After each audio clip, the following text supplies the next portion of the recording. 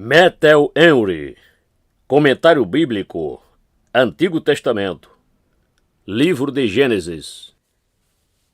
Tema deste comentário bíblico: o concerto de Deus com Abrão, com ênfase no texto de Gênesis, capítulo 15, versículos 12 a 16.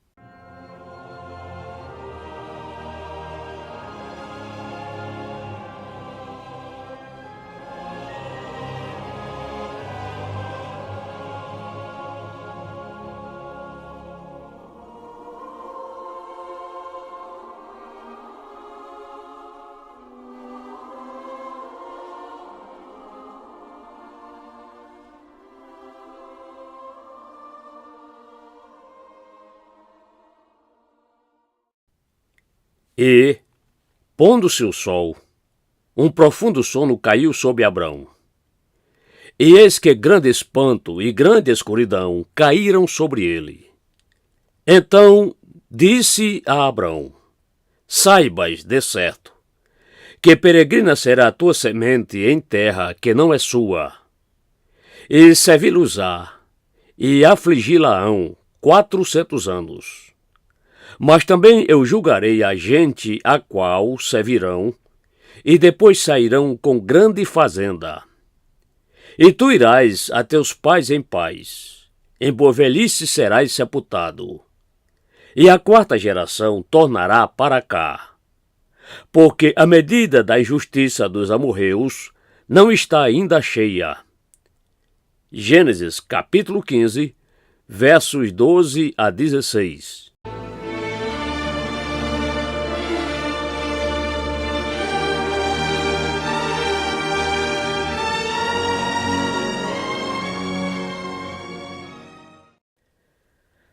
Aqui temos uma revelação plena e particular feita a Abrão sobre os propósitos de Deus a respeito da sua semente.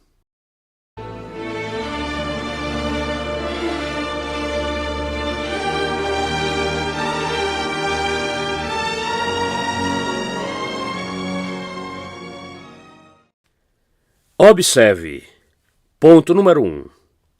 Quando Deus veio a ele com esta revelação, quando o sol se punha ou se enfraquecia, aproximadamente à hora do sacrifício da tarde, 1 Reis 18:36, Daniel 9:21.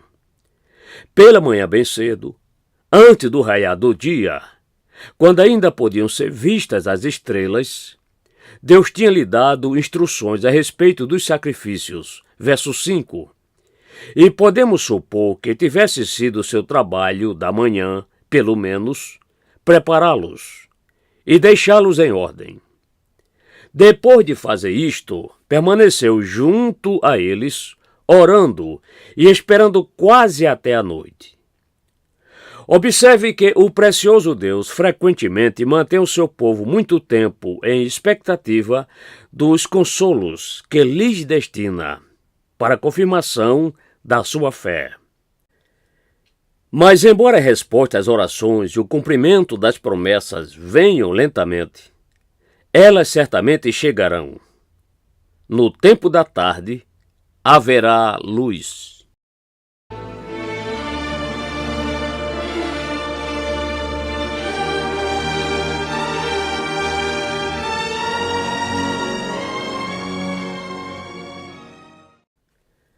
Ponto número 2. Os preparativos para esta revelação. Primeiro, um profundo sono caiu sobre Abrão. Não um sono comum devido ao cansaço ou à despreocupação, mas um êxtase divino, como aquele que o Senhor Deus fez cair sobre Adão. Gênesis 2, verso 21. Para que, estando completamente removido da visão das coisas sensíveis, pudesse estar completamente tomado pela contemplação das coisas espirituais. As portas do corpo foram trancadas para que a alma pudesse estar em privado e retirada, e pudesse agir mais livremente, mas como ela mesma. Segundo, com este sono, grande espanto e grande escuridão caíram sobre ele. Que mudança repentina! Pouco tempo antes disto, nós o vimos aliviando-se nos consolos do concerto de Deus e em comunhão com Ele. E aqui, grande espanto e grande escuridão caem sobre ele. Observe que os filhos da luz nem sempre andam na luz, mas às vezes nuvens e escuridão estão à sua volta. Esta grande escuridão que trouxe espanto consigo tinha alguns propósitos. Primeiro propósito: despertar um assombro no espírito de Abrão e possuí-lo com uma santa reverência, para que a familiaridade a qual Deus se comprazia em aceitá-lo não gerasse desprezo. Observe que o santo temor prepara a alma para a santa alegria. O espírito de escravidão abre caminho para o espírito de adoção. Deus fere primeiro e depois cura. Humilha primeiro e depois exalta. Isaías capítulo 6, versos 5, 6 e seguintes. Segundo propósito: ser uma amostra dos métodos de tratativas de Deus com a sua semente. Eles deveriam primeiro passar pelo espanto e pela escuridão da escravidão do Egito e então entrar com alegria na terra prometida. Portanto, o patriarca deveria ter a antecipação dos seus sofrimentos antes de ter a previsão da sua felicidade. Terceiro propósito: ser uma indicação da natureza daquele concerto de peculiaridade que Deus estava prestes a fazer agora com Abrão.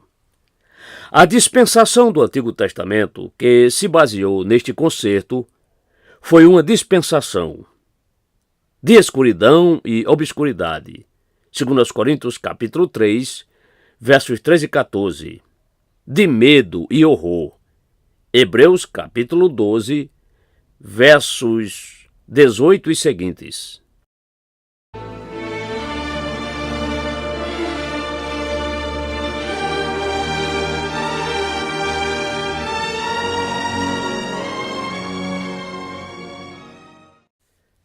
Ponto número 3. A predição propriamente dita.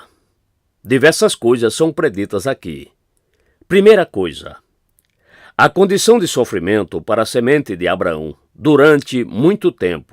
Verso 13. Que Abraão não se lisonjeie com as esperanças de ter somente honra e prosperidade na sua família. Não. Ele deve saber, com toda certeza, aquilo em que ele não queria crer, e que a semente prometida seria uma semente perseguida. Observe que Deus permite o pior, em primeiro lugar. Nós devemos sofrer primeiro e depois reinar. Ele também nos faz conhecer o pior antes da sua chegada, para que, quando venha, não seja uma surpresa para nós. João 16, verso 4. Aqui temos os detalhes dos sofrimentos deles. Serão estrangeiros. Assim foram, primeiramente em Canaã, Salmo 105, verso 12, e depois no Egito. Antes de serem senhores da sua própria terra, foram peregrinos em terra estrangeira. Os inconvenientes de uma condição incerta tornam um assentamento feliz ainda mais bem-vindo. Assim, os herdeiros do céu são, primeiramente, peregrinos na terra, em uma terra que não é sua. Eles serão servos. Isto serão para os egípcios. Êxodo capítulo 1, verso 13. Veja como aquilo que era o destino dos cananeus, Gênesis 9, 25, se tornou comprovadamente a aflição da semente de Abraão. Eles são levados a servir, mas com esta diferença: os cananeus servem sob uma maldição, mas os hebreus sob uma bênção. E os retos terão domínio na manhã. Salmo 49, verso 14. Eles serão sofredores. Aqueles a quem irão servir os afligirão. Veja Êxodo capítulo 1, versículo 11. Observe que aqueles que são abençoados e amados por Cristo frequentemente são amargamente afligidos pelos homens ímpios. E Deus prevê isto e toma conhecimento disto. A duração dos seus sofrimentos. 400 anos. Esta perseguição teve início com uma zombaria, quando Ismael, filho de uma egípcia, perseguiu Isaque, que nasceu segundo o Espírito, Gênesis 21, verso 4, Gálatas 4, 29. E a zombaria continuou, pois era uma abominação para os egípcios comer pão com os hebreus, Gênesis 43, 32. E, finalmente, chegou ao assassinato, o mais vil dos assassinatos e dos seus filhos recém-nascidos. De modo que isto continuou por aproximadamente 400 anos, embora não tanto nas piores condições. Foi um longo período, mas um período limitado. Segunda coisa, o julgamento dos inimigos da semente de Abrão. Eu julgarei o povo ao qual servirão. Verso 14. Isto aponta para as pragas do Egito, pelas quais Deus não somente obrigou os egípcios a libertar Israel, mas os puniu por todas as aflições que eles tinham imposto. Observe. Embora Deus possa permitir que perseguidores e opressores espezinhem o seu povo durante algum tempo, ainda assim, certamente, ele acertará as contas com eles no final. Pois vem chegando o seu dia, Salmo 37, versos 12 e 13. A punição dos perseguidores é o seu julgamento. É justo que Deus recompense com tribulações aqueles que perturbam o seu povo. E este é um ato particular de justiça. O julgamento dos inimigos da igreja é uma obra de Deus. Eu julgarei. Deus pode fazê-lo, pois Ele é o Senhor. Ele o fará, pois Ele é o Deus do seu povo. E Ele disse, minha é a vingança e a recompensa. A Ele, portanto, devemos deixá-la, para que ela seja realizada da sua maneira e no seu tempo. Terceira coisa, a libertação da semente de Abraão do Egito. Este grande evento é aqui predito. Depois sairão com grande fazenda. Aqui está prometido que eles seriam enaltecidos. Depois sairão, isto é, depois de terem sido afligidos por 400 anos, quando se cumprissem os dias da sua servidão, ou depois que os egípcios fossem julgados e assolados pelas pragas. Então poderiam esperar pela libertação. Observe que a destruição dos opressores é a redenção dos oprimidos. Eles não permitirão a saída do povo de Deus até que sejam forçados a fazê-lo. Que seriam enriquecidos, sairão com grande fazenda. Isto se cumpriu, Êxodo capítulo 12, versos 35 e 36. Deus cuidou para que eles tivessem não somente uma boa terra a qual ir, mas uma grande quantidade de bens para levarem consigo. Quarta coisa, seu feliz estabelecimento em Canaã. Verso 16.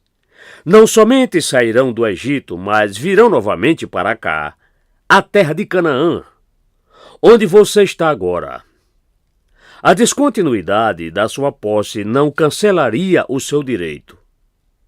Não devemos considerar perdidos para sempre aqueles consolos que são interrompidos por algum tempo. A razão pela qual eles não deveriam estar de posse da terra da promessa até a quarta geração era porque a medida da injustiça dos amorreus ainda não estaria completa. Israel não pode ter a posse de Canaã até que os amorreus sejam destituídos. E eles ainda não estão prontos para a destruição.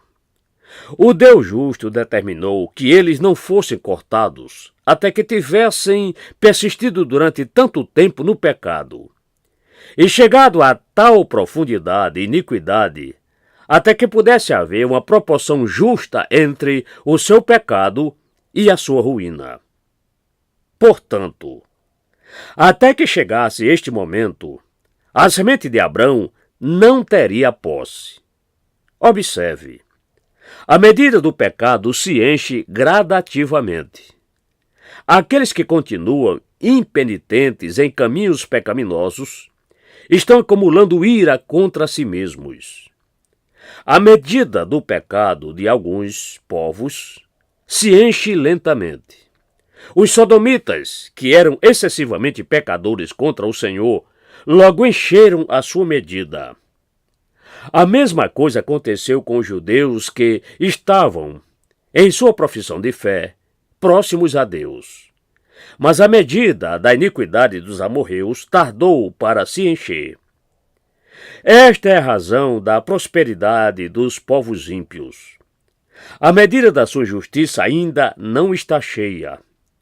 Os ímpios vivem, envelhecem e se esforçam em poder, enquanto Deus guarda a sua violência para os próprios filhos deles. Jó 21, versos 7 e 19. Veja Mateus 23, 32, Deuteronômio 32, verso 34. Quinta coisa, a morte tranquila de Abraão e o seu sepultamento antes que acontecessem estas coisas. Verso 15. Assim como ele não viveria para ver aquela boa terra de posse da sua família, mas precisaria morrer, como viveu o peregrino nela, também para compensar isto, não viveria para ver as aflições que seriam impostas sobre a sua semente, e muito menos compartilharia delas. Isto é prometido a Josias, 2 Reis 22, verso 20. Observe que os homens bons são, às vezes, grandemente favorecidos por serem levados antes do mal. Isaías 57, verso 1. Que satisfaça a Abrão o fato de que, por sua parte, ele irá a seus pais em paz. Observe, nem mesmo os amigos e favoritos do céu estão isentos do golpe da morte. Somos nós maiores do que o nosso pai Abrão, que está morto? João 8,53. Os homens bons morrem voluntariamente. Eles não são apanhados, não são forçados, mas se vão. A sua alma não é perdida, como a do rico insensato, Lucas 12, verso 20, mas é entregue alegremente. Eles não desejam viver para sempre neste mundo passageiro. Na morte, nós vamos para os nossos pais, todos os nossos pais que foram antes de nós a condição de mortos, Jó 21, versos 32 e 33, aos nossos pais devotos que foram antes de nós a condição de abençoados, Hebreus 12, verso 23. O primeiro pensamento ajuda a remover o terror da morte. E o segundo lhe acrescenta consolo.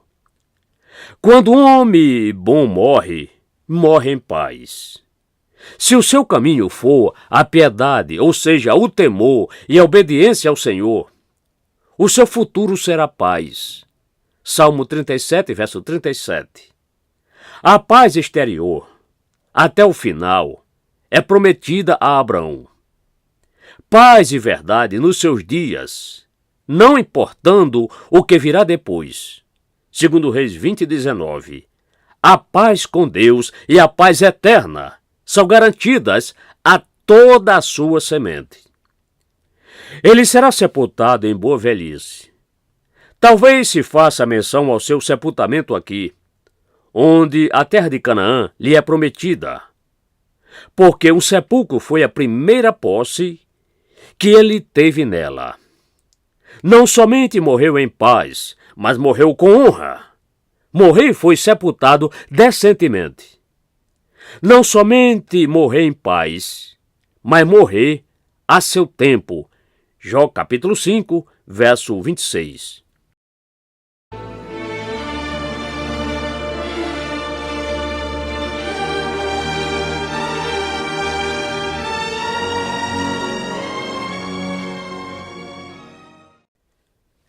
Observe, a velhice é uma bênção.